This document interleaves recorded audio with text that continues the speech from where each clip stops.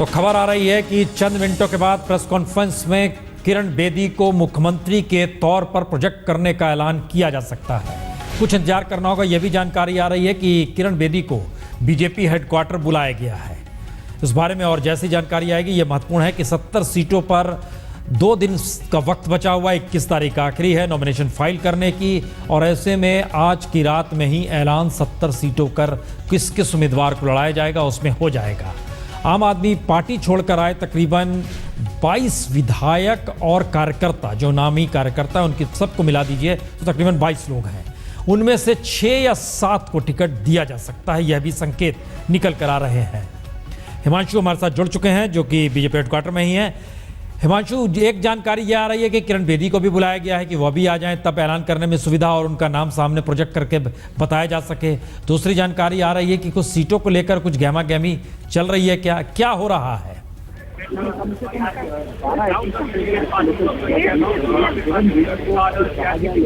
हाँ हिमांशु, चल क्या रहा है? यहाँ इसी मंच से अमित शाह प्रेस कॉन्फ्रेंस करेंगे। वैसे 3 चेयर लगती है हमें, लेकिन आज 4 चेयर लगी है। कहीं ना कहीं किरण बेदी को जो बुलाए जाने की बात है वही है, और अमित शाह से प्रेस कॉन्फ्रेंस करेंगे। ऐसा कभी नहीं होता है कि पार्लियामेंट में वोट की बैठक होती है और उसके बाद पार्टी अध्यक्ष प्रेस कॉन्फ्रेंस तकरीबन ये साफ हो चुका है कि किरण आते हम कहते कि किरण बेदी को मुख्यमंत्री के तौर पे प्रोजेक्ट किया जाएगा।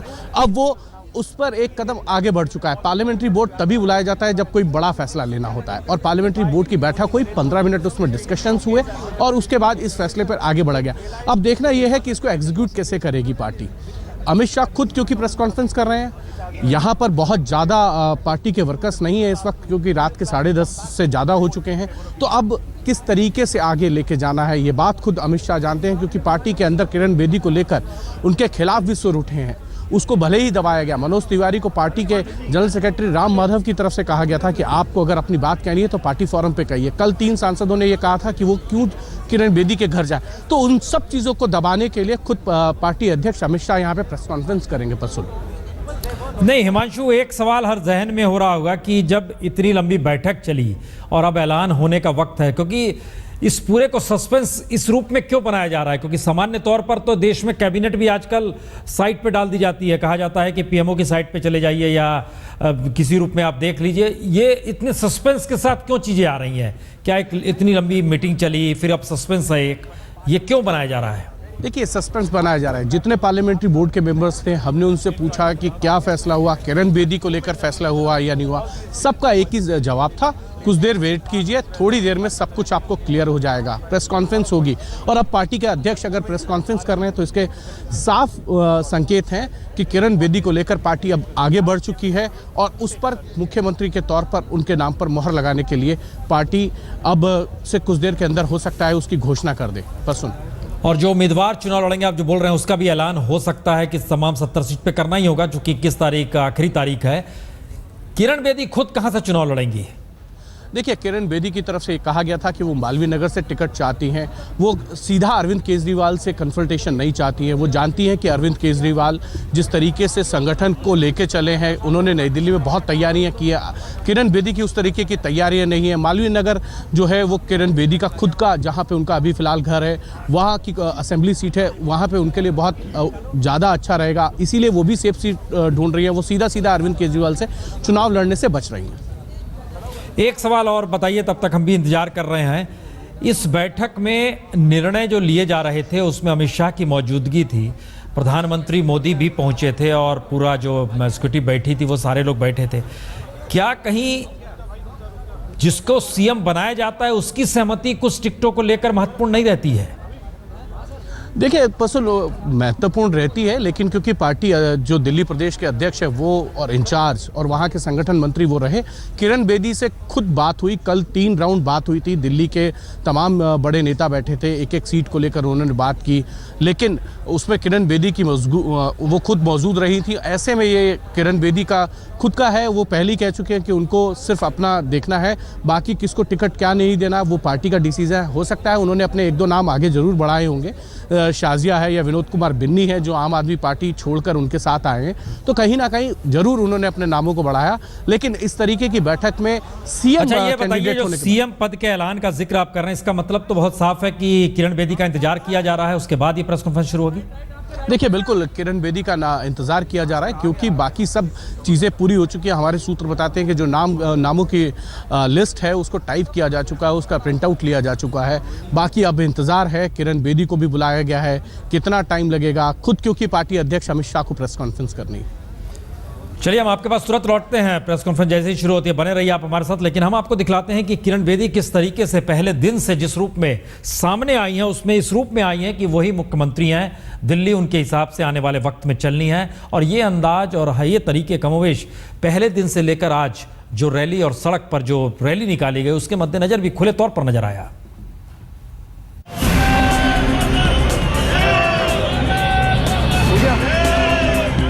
मजमा जमकर लगा।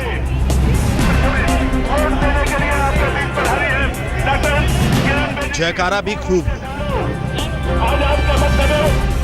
दिल्ली में बीजेपी की उम्मीदों की नई किरण जब सड़क पर चमकी तो बीजेपी ने मानो दिल्ली फतेह करने का सबसे बड़ा मकसद पा लिया।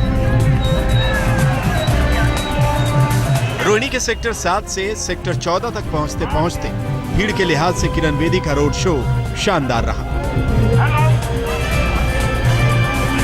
लेकिन रोड शो में बेदी के साथ बीजेपी के बड़े चेहरे नहीं थे, और तो और स्थानीय सांसद उदित राज भी नहीं थे। बस मोदी का नाम है और अब बेदी का चेहरा। ये जनता की सक्सेस है, क्योंकि जनता चाहती है अब अच्छी सरकार, स्ट्रॉन्ग सरकार, अलाइंड सरकार, ताकि काम करे, अलाइनमेंट, ताकि दिल्ली वाकई भारत का दिल बने। आदर्शों के आसमान से बेदी ने दावों और वादों की बारिश कर दी। पुलिस अधिकारी रही हैं, सो कार्यकर्ताओं को यह समझाया कि बगैर हेलमेट के स्कूटर मोटरसाइकिल पर मत चढ़ना।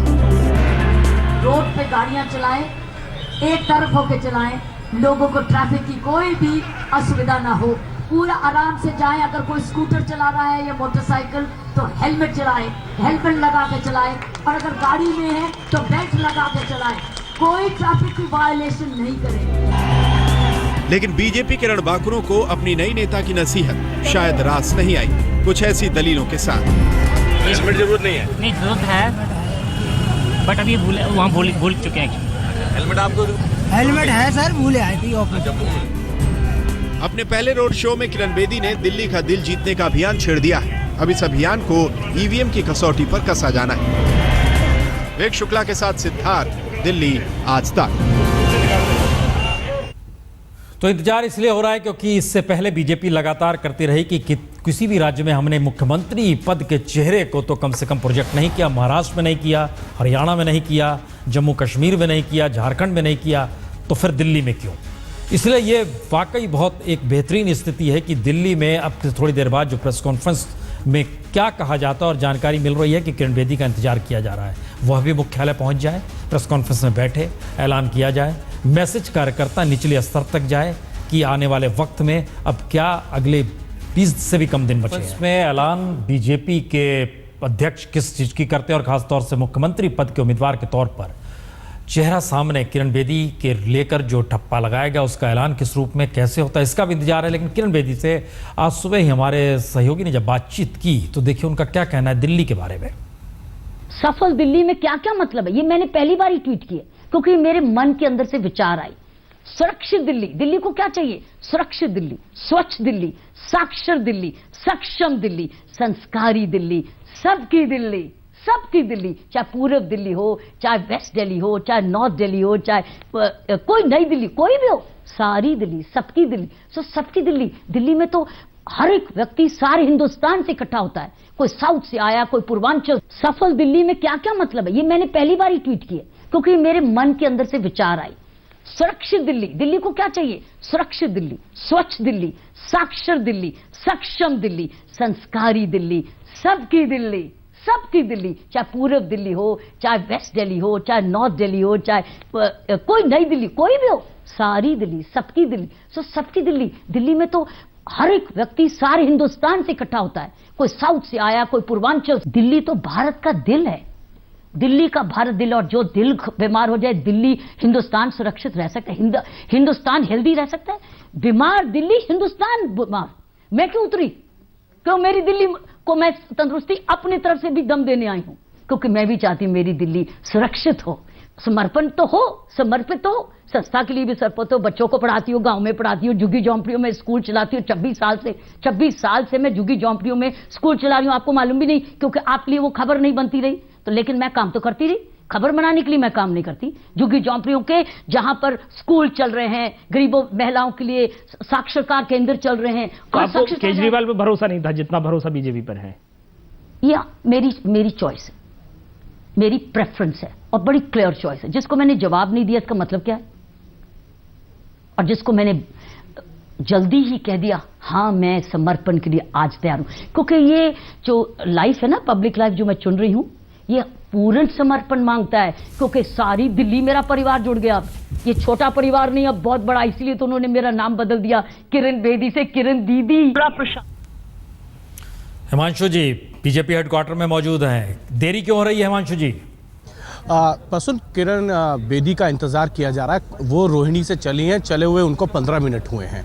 उनका इंतजार है, लिस्ट बन चुकी है, तैयारी है। अमित शाह वेट कर रहे हैं, रामलाल वेट कर रहे हैं, जेपी नड्डा वेट कर रहे हैं, सब वेट कर रहे हैं किरण बेदी का कि किरण बेदी आए और वो मंच शेयर करें अमित शाह के साथ और जेपी नड्डा के साथ। 15 मिनट हो गए रोहिणी से अशोक रोड पहुंचने में। हम एक छोटा सा ब्रेक ले रहे हैं, ये बताते हुए ले रहे हैं कि जब तक लौटेंगे तब तक किरण बेदी जी पहुंच जाएंगी बीजेपी हेडक्वार्टर में, जो अशोक रोड में मौजूद है। वहां पर प्रेस कॉन्फ्रेंस होगी और उसमें इस बात का ऐलान होने जा रहा है कि दिल्ली में मुख्यमंत्री का चेहरा बीजेपी की तरफ से किरण बेदी होंगी। केंद्रीय चुनाव समिति और संसदीय बोर्ड की बैठक के बाद अब किरण बेदी का इंतजार बीजेपी के हेडक्वार्टर में हो रहा है। सीएम की उम्मीदवारी पर ठप्पा लग चुका है, उसका ऐलान होगा। किरण बेदी को चेहरे के तौर पर दिल्ली में सामने लाया जाएगा। उसके साथ ही उन 70 सीटों की सूची भी जारी कर दी जाएगी जहां से बीजेपी के उम्मीदवार कौन कौन लड़ रहे हैं। सबकी उत्सुकता इस बात को लेकर है कि अरविंद केजरीवाल के खिलाफ कौन मैदान में होगा, और खासतौर से आम आदमी पार्टी छोड़कर जो विधायक और कद्दावर कार्यकर्ता शरीक हुए हैं उनमें से किस किस को टिकट मिलेगी। कृष्णा तीरथ कांग्रेस की केंद्रीय मंत्री रह चुकी हैं, लेकिन वह भी अब बीजेपी में आ चुकी हैं, तो वो कहां से चुनाव लड़ेगी।